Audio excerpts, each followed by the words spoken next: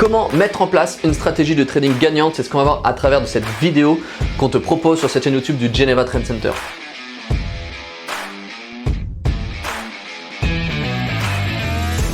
Donc déjà, les choses importantes pour moi qui me semblent indispensables quand tu veux mettre en place une stratégie de trading gagnante, c'est de prendre en compte ton capital de départ. Parce que bien entendu, ta stratégie va dépendre aussi de ton capital de départ. Tu ne vas pas avoir le même style de trading si tu trades avec un compte à 3, 4, 5 000 euros ou francs, peu importe, plutôt que si tu as un compte à 50, 100, 200 000 francs ou euros, bien entendu.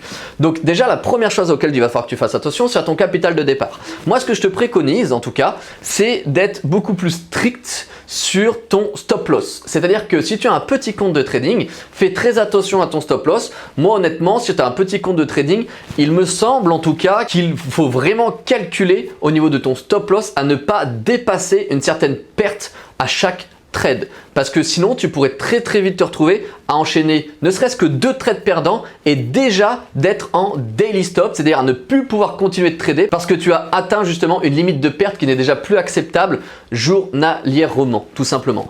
Donc vraiment, ton capital de départ va t'aider à déterminer ta stratégie si tu as un petit capital ou si tu as plutôt un plus gros capital. Si tu as un plus gros capital, tu vas pouvoir peut-être être plus souple au niveau déjà de la taille de tes positions, mais aussi plus souple dans l'acceptation du drawdown suivant la taille de position que tu as insérée dans le marché, tout simplement. Donc tu comprends que ton capital de départ va t'aider considérablement à déterminer un petit peu ta stratégie, mais finalement ce n'est pas tout. Parce que tu verras que pour déterminer à travers cette vidéo une stratégie de trading, tu vas devoir prendre en compte plein d'autres paramètres. Un deuxième paramètre que tu vas devoir prendre en compte, c'est aussi ton style de trading. Est-ce que tu es plutôt scalper, day trader, swinger?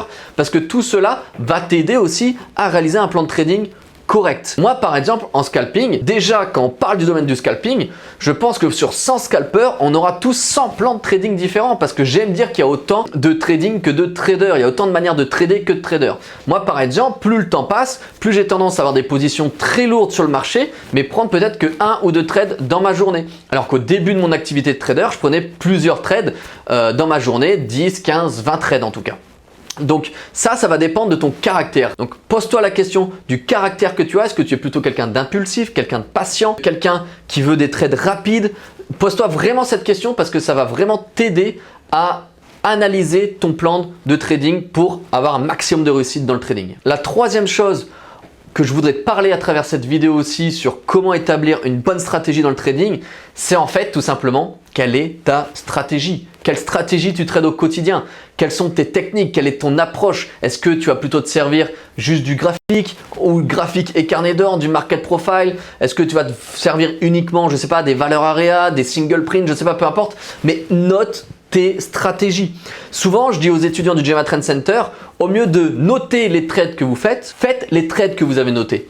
Ça veut dire qu'en fait, je leur demande très souvent d'être hyper disciplinés dans leur approche dans le trading. Ça veut dire que je leur demande très souvent de juste réaliser les trades qu'ils ont notés sur leur cahier, sur leur livre d'or, sur peu importe comment on peut appeler ça, mais qu'ils ont noté parce qu'ils savent statistiquement qu'ils sont bons dans ce type de trade. Donc, essaye de découvrir un maximum, toi, dans quel type d'approche tu es bon, dans quel type de technique et dans quel type de stratégie tu es bon pour trader. Donc vraiment ton approche du trading, ta manière de trader, tes stratégies en trading vont déterminer énormément ton plan de trading, bien entendu. Parce que si tu sais que dans telle ou telle stratégie, ta durée moyenne d'un trade gagnant dure tant de temps, ça commence à être perdant quand ça dépasse un certain temps, que généralement ton drawdown il est de tel ou tel nombre de ticks, et ben en fait tu vas connaître tes stratégies par cœur et tu vas être beaucoup plus rentable et tu vas vraiment pouvoir avoir une meilleure stratégie de trading au quotidien.